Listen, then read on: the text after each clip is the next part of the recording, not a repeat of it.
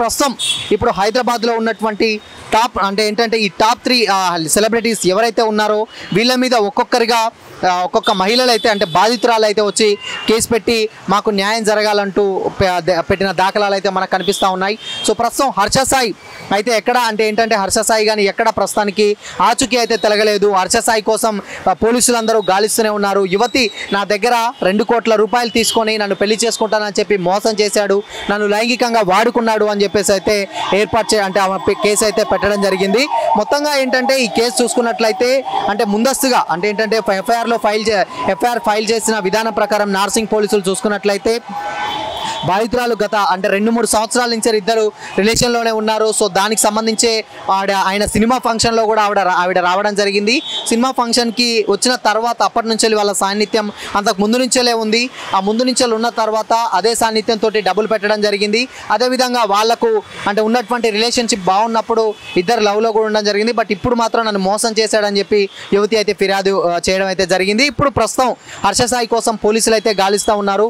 ఎక్కడ దొరికినా కానీ పట్టుకొని కస్టడీకి తీసుకునే దాఖలాలు అయితే మనకైతే కనిపిస్తూ ఉన్నాయి. ఎందుకంటే హర్ష సాయి మనందరికీ తెలిసిందే, చాలామందికి కొన్ని వందల కుటుంబాలకు నాకు తెలిసి 100 కుటుంబాలకు ప్రతి ఒక్కరికి సహాయం చేసినటువంటి వ్యక్తి. అంటే వారి హాస్పిటల్లో ఉన్న వాళ్ళకి కానీ లేకపోతే పేద విద్యార్థులకు కానీ ప్రతి ఒక్కరికి దాదాపు ఉన్నటువంటి అందరికీ ఎలాంటి ప్రాబ్లం ఉన్నా కానీ అది ఎమ్మటే ఇనిషియెంట్గా తీసుకొని ఒక వీడియో రూపంలో సహాయం చేసి ఆయన చేసినటువంటి సహాయాల్ని యూట్యూబ్లో అప్లోడ్ చేస్తూ దాదాపు కొన్ని 60 కోట్ల వరకు అంటే దాదాపు ఏంటంటే 6 కోట్ల వరకు 6 నుంచి 60 కోట్లు చాలా మందికి అంటే దేశం నలుమూలల నుంచి హర్ష సాయికి అయితే ఫ్యాన్ బేస్ ఉందని చెప్పడంలో అతిశయోక్తి అయితే లేదు. ఇప్పుడు హర్ష సాయి మీదనే ఈ మహిళ అయితే ఏంటంటే కేసు పెట్టడం జరిగింది. నన్ను వాడుకొని వదిలేశాడు హర్ష సాయి, నన్ను మోసం చేశాడని చెప్పి కేసు అయితే పెట్టడం జరిగింది. అదేవిధంగా హర్ష సాయి మీద ఒక్కరి మీదనే కాకుండా వాళ్ళ తండ్రి గారి మీద కూడా ఈ కేసు అయితే పెట్టడం జరిగింది అనమాట. అంటే 376 అనే యాక్ట్ ఉంటుంది.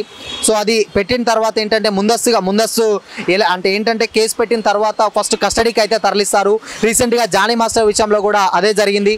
జానీ మాస్టర్ని కూడా ఫస్ట్లా ఏంటంటే ఎక్కడ ఫోన్ స్విచ్ ఆఫ్ చేసి ఎక్కడ దొరకని పరిస్థితులలో గోవాలో ఉన్నటువంటి జానీ మాస్టర్ని తీసుకొని పోలీసులు అయితే కస్టడీలో తీసుకొని దాదాపు ఒక 15 రోజుల పాటు రిమాండ్ అయితే విధించడం జరిగింది. ఆ 15 రోజుల తర్వాత ఉన్నటువంటి కోర్టులో వాదోపవాదాలు విన్న తర్వాత అసలు తీర్పు ఏముంటుంది, ఆయనకు బెయిల్ వస్తుందా రాదా అనేది ప్రస్తుతం అయితే రిమాండ్లో ఉన్నటువంటి జానీ మాస్టర్ న్యాయవాదులు అయితే ప్రయత్నిస్తూనే ఉన్నారు. ఆయనకు సంబంధించి బెయిల్ ముందస్తుగా రావడానికి దాఖలాలు అయితే లేవు. బట్ ప్రస్తుతానికి అయితే హర్ష సాయి అయితే ముందస్తుగా బెయిల్ అప్లై చేసుకున్న తర్వాత అప్పుడు అంటే ఏంటంటే రెండు ఛాన్సెస్ అయితే ఉంటాయని చెప్పేసి జడ్జిలు కానీ లేకపోతే అడ్వకేట్లు కానీ చెప్తా ఉన్నారు. ముందస్తుగా బెయిల్ అప్లై చేసుకుంటే ఏంటంటే ఒకవేళ కేసు పెట్టినా కానీ ప్రాపర్గా ఎంక్వైరీకి పిలిచినప్పుడల్లా వెళ్ళొచ్చు. లేదు అంటే ముందుగానే పోలీసులకు వెళ్ళి కలిసినట్లయితే నేను ఎప్పుడైనా నా మీద ఇలాంటి అభియోగం మోపినందుకు నేను ఎప్పుడైనా వచ్చి నేను ఈ కేసుని అంటే మీరు ఎప్పుడు పిలిస్తే అప్పుడు వచ్చి సహకరించిన తర్వాత మీకు ఎలాంటి ఇన్ఫర్మేషన్స్ అయినా లేకపోతే వాస్తవాలు అవాస్తవాలు తెలుసుకునే పద్ధతిలో నేను ప్రతి ఒక్కటి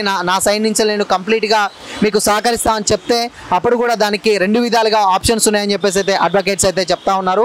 మొత్తంగా ఏంటంటే టాలీవుడ్ ఇండస్ట్రీలో అటు గతంలో ఉన్నటువంటి రాజ్ తరుణ్ ఆ విషయం నుంచి వెళ్ళి ఇక్కడ జానీ మాస్టర్ కాంచెల్లి ఇప్పుడు అది హర్ష సాయి యూట్యూబర్ ఆయన రీసెంట్గా సినిమాల్లో కూడా ఎంటర్ అవ్వడం జరిగింది.